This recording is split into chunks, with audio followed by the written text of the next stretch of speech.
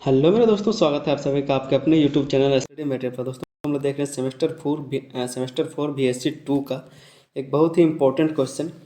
आपका क्वेश्चन है कि वनोन्मूलन के कारणों को स्पष्ट करते हुए वनोन्मूलन से उत्पन्न समस्याओं का उल्लेख कीजिए।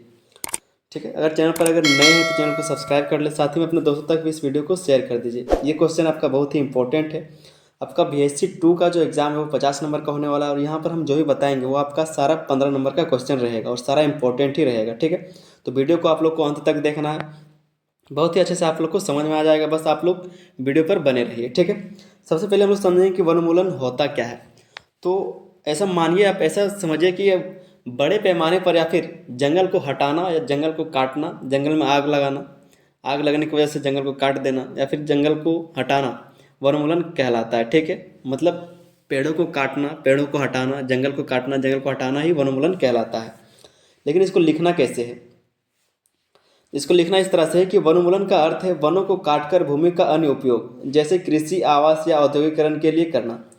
इसका अगर अर्थ का बात करें तो इसको लिखना किस तरह से है, तो वनों को काटकर भूमि का उपयोग अन्य किसी के लिए करना। ठीक है, मतलब किसी अन्य काम के लिए उसका उपयोग करना, जैसे कि कृषि, आवास या फिर औद्योगिकरण के लिए, वही कहलाएगा क्या, तो वनोन्मूलन। यह प्रक्रिया प्राकृतिक और मानवीय दोनों कारणों से हो सकती है। वनों की कटाई पृथ्वी के पर्यावरणीय संतुलन को बिगाड़ती है और कई गंभीर समस्याओं को जन्म देती है, जैसे जलवायु परिवर्तन, जैव विविधता की हानि और मिट्टी का क्षरण। ठीक है, तो जो आपका वनोन्मूलन है उससे कई सारी समस्याएं होती है, जैसे कि आप यहाँ पर देख सकते हैं कि जलवायु परिवर्तन, जैव विविधता और मिट्टी का क्षरण इससे होता है। यहाँ पर हम लोग जानेंगे कि वनोन्मूलन के कारण, वनोन्मूलन के क्या कारण होते हैं। तो वनोन्मूलन के मुख्य कारण प्राकृतिक और मानव जनित हो सकते हैं। निम्नलिखित कारण वनों के विनाश में मुख्य भूमिका निभाते हैं। नीचे जो कारण लिखा हुआ है जिसको अभी हम लोग देखने वाले, उसमें क्या बताया जा रहा है कि कई सारे विनाश होते हैं जो मुख्य भूमिका निभाते हैं। उम्मीद करते हैं कि वनोन्मूलन का आपको मतलब समझ में आ गया। वनोन्मूलन का मतलब होता है कि किसी भी जंगल को या फिर वन को काट के उसका उपयोग किसी अन्य काम के लिए करना, जैसे कि घर बनाने के लिए, रास्ता बनाने के लिए, शहरीकरण के लिए या फिर औद्योगिकरण के लिए, खनन के लिए, किसी अन्य काम के लिए क्या है कि उसका उपयोग करना वनोन्मूलन कहलाता है। आगे हम लोग समझेंगे वनोन्मूलन के कारण को। ठीक है, तो कृषि गतिविधियाँ। तो कृषि गतिविधियों में क्या होगा, तो बढ़ती जनसंख्या की खाद्य आवश्यकताओं को पूरा करने के लिए वनों को काटकर कृषि भूमि में परिवर्तित किया जा रहा है। झूम खेती से पारंपरिक कृषि प्रणालियों भी वनों को नष्ट होने का कारण बनती है। क्या है, तो बढ़ती जनसंख्या के कारण जैसे जैसे खाद्य का जो खाद्य संसाधनों का या फिर जो खाद्य पदार्थों का मांग बढ़ेगा, आवश्यकता बढ़ेगा, उस तरह से क्या होगा, तो भूमि को बढ़ाना पड़ेगा फसल को उगाने के लिए। तो इसके लिए क्या है कि जंगलों को काटा जा रहा है और कृषि योग्य भूमि को बनाया जा रहा है। फिर यहाँ पर लिखा हुआ है कि पारंपरिक कृषि जो पहले चला करता था, झूम खेती। झूम खेती में क्या होता था कि जो जनजातीय लोग होते थे या फिर जो आवासीय स्थानीय लोग होते थे, वहाँ पर जंगलों को काट करके वहाँ पर खेती किया करते थे। जो राख बनता था उसी को उर्वरक के तौर पर उसको यूज करते थे और वहाँ पर खेती करते थे। और जब वहाँ पर हो जाता था फिर दूसरे जगह जाते थे और वहाँ पर जंगल को काट के खेती करते थे। फिर वहाँ पर हो जाता था तो फिर तीसरे जगह जाके जंगल को काट के खेती करते थे। उसको पारंपरिक खेती, पारंपरिक कृषि कहा जाता था, जिसको झूम खेती भी कहते हैं। तो इस तरह से भी जंगलों की कटाई होता था, जंगलों का विनाश होता था। दूसरा कारण की अगर बात करें तो शहरीकरण और औद्योगिकरण। शहरीकरण और औद्योगिकरण, तो तेजी से बढ़ते शहरों और औद्योगिकरण की स्थापना के लिए वनों की कटाई हो रही है। सड़कों, रेलवे और अन्य बुनियादी ढांचे निर्माण के लिए भी वनों का दोहन किया जा रहा है। कई सारे जो नए नए निर्माण है, इमारत निर्माण है, सड़क निर्माण है, रेलवे निर्माण है, इन सब बुनियादी ढांचों के लिए क्या है, तो वनों का दोहन किया जा रहा है, वनों का कटाई किया जा रहा है। ठीक है, हम लोग समझ रहे हैं वनोन्मूलन के कारण को। वन को जो हटाया जा रहा है, जंगल को जो हटाया जा रहा है, उसके क्या क्या कारण है। तीसरा पॉइंट आपका लकड़ी और ईंधन की मांग। तो लकड़ी की बढ़ती मांग फर्नीचर, भवन निर्माण और कागज उद्योग के लिए वनों की कटाई का मुख्य कारण है। कई सारे कारण हैं। लकड़ी को अगर फर्नीचर के तौर पर यूज किया जाता है, ईंधन के तरह से गांव में यूज किया जाता है।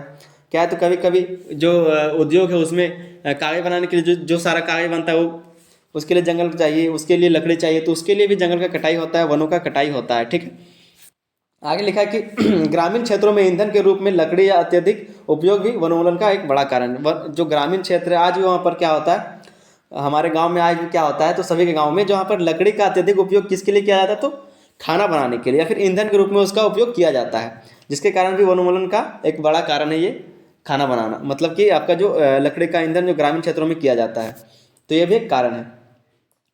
चौथा कारण है खनन गतिविधियां। तो खनिज संसाधनों की निकासी के लिए वनों को बड़े पैमाने पर नष्ट किया जा रहा है। कोयला, सोना और अन्य खनिजों के खनन के लिए वनों को साफ किया जा रहा है। जैसे कि कोई भी खनन के लिए क्या है कि वहाँ जो भी जंगल है, जो भी वन है, उसको साफ किया जा रहा है ताकि वहाँ से खनन किया जाए, वहाँ से कोयला या फिर जो भी संसाधन उसको निकाला जा सके। तो इसके लिए भी जंगल का कटाई हो रहा है, जंगल का विनाश हो रहा है, वनोन्मूलन हो रहा है। पांचवा आपका कारण है वनोपज का अंधाधुंध दोहन। जड़ी बूटियों वनोपज का मतलब क्या होता है कि जो वहाँ पर रहता है चीज़, उसके बारे में बात हो रहा है। तो जड़ी बूटियों, रेनिज और अन्य वनोपज की अधिक मांग के कारण वनों का अत्यधिक दोहन होता है। तो इसके कारण भी बहुत सारा दोहन होता है, जंगल का कटाई होता है, जंगल का विनाश होता है। छठा कारण है वनों की आग। वन में जैसे आग लग जाता है, उसके कारण भी।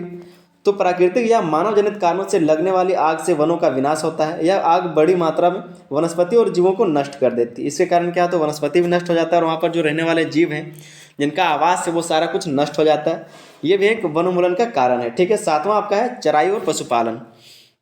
तो अत्यधिक चराई के कारण वन भूमि की उर्वरता घटती और पौधे नष्ट हो जाते हैं। अगर चराई किया जाएगा, जहाँ पर चराने के लिए बैन किया गया है, वहाँ पर अगर ले जाके चराइएगा तो वहाँ पर क्या होगा कि वहाँ की जो भूमि है, वहाँ पर उर्वरता खत्म हो जाएगा और पौधे जो है नष्ट हो जाएंगे। तो ये भी एक कारण है वनोन्मूलन का। आठवां पॉइंट है अव्यवस्थित वन प्रबंधन। तो वनों के संरक्षण और पुनर्स्थान में उचित योजना की कमी वनों के नष्ट होने का मुख्य कारण है।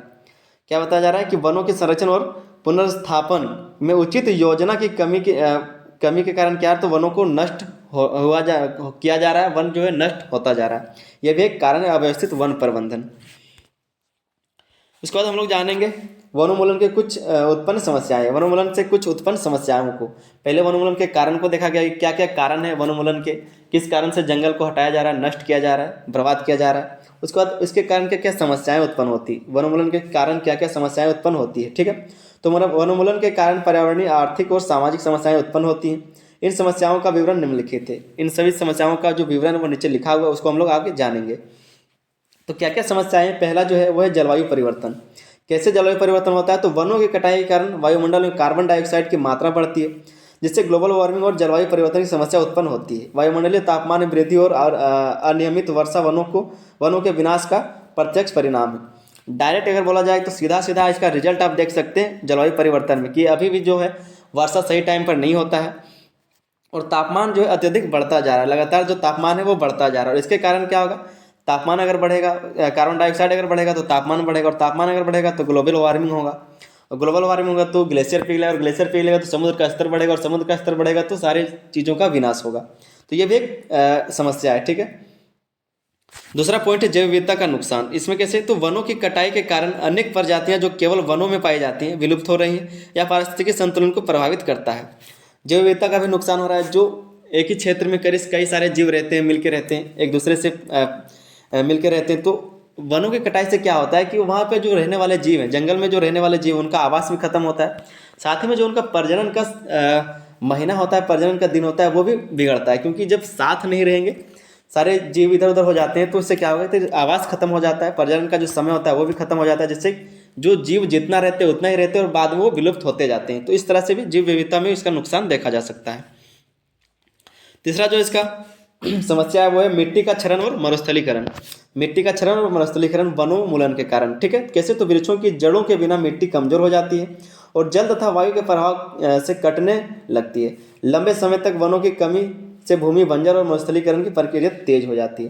क्या होगा, तो अगर वन नहीं रहेंगे तो मिट्टी को पकड़ने वाला जड़ नहीं रहेगा और उसके कारण क्या होगा, वर्षा के कारण क्या होगा कि मिट्टी बह जाएगा या फिर धीरे धीरे वो सूख जाएगा मिट्टी और जाके मरुस्थलीकरण में बदल जाएगा, मरुस्थलीकरण वहाँ पर हो जाएगा। चौथा आपका समस्या है जल संसाधनों पर प्रभाव। तो वनों के विनाश से जल प्रभावित होता है, जिससे जल स्रोतों की उपलब्धता घटती है। नदियों और झीलों में जल स्तर गिरने लगता है। जल संसाधनों पर इसका प्रभाव पड़ता है जंगल के कारण। जंगल नहीं रहेगा तो बारिश सही टाइम पर नहीं होगा, बारिश सही टाइम पर नहीं होगा तो जल स्रोतों में पानी का जो है दिक्कत होगा और नदियों और झीलों में जल स्तर गिरने लगता है, सूखने लगता है। ठीक है, पांचवा समस्या है प्राकृतिक आपदाएं। तो वनों की कटाई से बाढ़, भूस्खलन और सूखे जैसी प्राकृतिक आपदाओं की संभावना बढ़ जाती है। प्राकृतिक आपदाएं कैसे, अगर जंगल नहीं रहेगा तो जो मान लीजिए कोई पहाड़ है, अगर वहाँ पर जंगल है, वहाँ पर पेड़ है, तो जिससे कारण क्या है कि मिट्टी को पकड़ के रखता है और भूस्खलन नहीं होता है। लेकिन अगर वन नहीं रहेगा, पेड़ पौधा नहीं रहेगा तो क्या है, मिट्टी वो ढीला हो जाएगा, भूस्खलन के रूप में वो नीचे गिर जाएगा, भूस्खलन हो जाएगा। अगर बाढ़ का बात करें तो बाढ़ जब आता है तो जंगल के कारण बाढ़ का जो पानी वो धीरे हो जाता है या फिर बहुत सारा पानी उधर ही रुक जाता है और जो मिट्टी का कटाव है, जो मिट्टी का क्षरण है वो कम होता है। लेकिन अगर जंगल नहीं रहेगा तो बाढ़ का पूरा प्रभाव दिखेगा, बहुत ही बुरा विनाश उसमें होता है। फिर सूखा हो सकता है, अगर जंगल नहीं रहेगा तो वहाँ पर बारिश नहीं होगा और धूप के कारण मिट्टी भी सूखेगा, तो इसके कारण भी ये सब समस्याएं होती हैं। छठा समस्या है, छठा पॉइंट आप देख सकते हैं, स्वास्थ्य पर इसका प्रभाव। ठीक है, तो वायुमंडल में प्रदूषकों की वृद्धि से गुणवत्ता खराब होती है, जिससे सांस संबंधी बीमारियां बढ़ती है। जैव विविधता की हानि औषधीय पौधों की कमी के कारण बनती है, और जैव विविधता की हानि जो औषधीय पौधों की कमी के कारण बनता है। सातवां पॉइंट है, सातवां समस्या है आर्थिक नुकसान। तो वनोपज की कमी से ग्रामीण अर्थव्यवस्था और औद्योगिक क्षेत्र प्रभावित होते हैं। पर्यटन उद्योग जो वनों पर निर्भर है उनका भी नुकसान होता है। जो भी पर्यटन स्थल जो वनों पर निर्भर है, जहाँ पर वनों के लिए लोग घूमने के लिए वहाँ पर जाते हैं, अगर वहाँ पर लोग घूमने के लिए नहीं जाएंगे तो वहाँ का जो स्थानीय लोग हैं उनका आय खत्म हो जाएगा, उनका आर्थिक नुकसान होगा। तो ये सब समस्याएं देखी जाती हैं वनोन्मूलन के कारण। आठवां आपका समस्या है वो है जनजातीय समुदायों पर प्रभाव। तो वनों पर निर्भर आदिवासी और स्थानीय समुदायों का जीवन और आजीविका प्रभावित होती है। उनकी सांस्कृतिक और पारंपरिक पहचान भी खतरे में पड़ जाती है। जैसा कि अगर कोई जनजाति है वो जंगल में रहता है, अगर जंगल को हटा दिया जाए तो वो अगले जगह पर विस्थापित हो जाएंगे, किसी और जगह चले जाएंगे। उससे क्या होगा, जो भी वहाँ पर संस्कृति या फिर जो परंपरा था धीरे धीरे वो बदलता है। अगर अगर वो विस्थापित होते रहेंगे तो उनका परंपरा जो है, संस्कृति, वो धीरे धीरे बदलता है, उस पर एक खतरा पड़ता है। फिर हम लोग जानेंगे वनोन्मूलन के रोकने के उपाय, वनोन्मूलन को रोकने के उपाय को। ठीक है, प्रभाव को, इसको अगर हम लोग समस्याओं को देख ली, कारण को देख ली, तो इसके उपाय को भी सुझाना, उपाय को भी कुछ बता देना है। ठीक है, तो वनों का संरक्षण, तो वृक्षारोपण और पुनर्स्थापन को प्रोत्साहित करना चाहिए। ठीक है, वृक्षारोपण और पुनर्स्थापन को प्रोत्साहित करना। दूसरा इसका उपाय है कानून और नीतियाँ। तो वनों की कटाई पर रोक लगाने के लिए सख्त कानून लागू करना चाहिए, सख्त कानून लागू करना चाहिए वनों की कटाई को रोकने के लिए। तीसरा उपाय यह हो सकता है कि स्थायी कृषि, कृषि पद्धतियों को सुधार कर झूम खेती को कम करना। कृषि पद्धति को सुधार करना चाहिए, जहाँ पर लोग खेती करते हैं वहीं पर खेती करना चाहिए। झूम खेती का मतलब है कि हर बार अलग अलग जगह पर खेती करना। तो ये सब चीज़ों को कम करना चाहिए। जहाँ उनका खेत है वहीं पर वो उनका खेती करना चाहिए, जहाँ पर उनका ज़मीन है वहीं पर करना चाहिए, इधर उधर नहीं जाना चाहिए, जंगल को काट कर नहीं करना चाहिए। चौथा सुझाव हो सकता है कि प्राकृतिक संसाधनों का सतत उपयोग। तो वनोपज के उपयोग को नियंत्रित करना, वन से जो निकलता है, जो भी संसाधन है, उनको सही से उपयोग करना। पांचवा पॉइंट है, पांचवा सुझाव हो सकता है जन जागरूकता। जन जागरूकता मतलब लोगों को जागरूक करना, वनोन्मूलन के लिए, वनोन्मूलन को कैसे बचाया जा सकता है, किस तरह से उनका रोकथाम किया जा सकता है, उसके लिए जागरूक करना। तो वनों के महत्व के प्रति लोगों को जागरूक करना, वन के प्रति लोगों को जागरूक करना भी एक उपाय हो सकता है।